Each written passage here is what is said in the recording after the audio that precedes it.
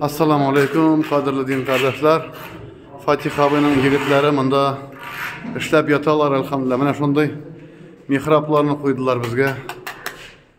Ozgina bugun xalq bunda ko'proq keldi. Mana shunday marmardan qo'ydilar stinalarni.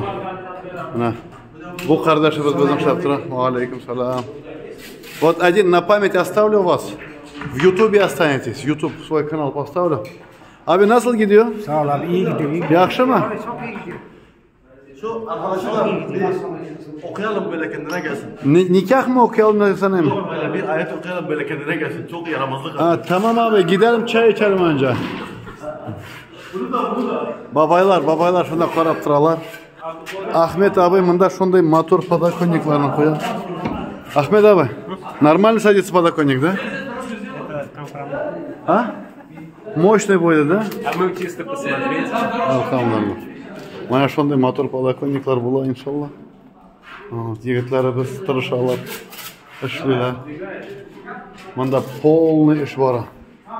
Mana bunda qo'ydilar marmarlarni. İstalik bo'lib qolsin.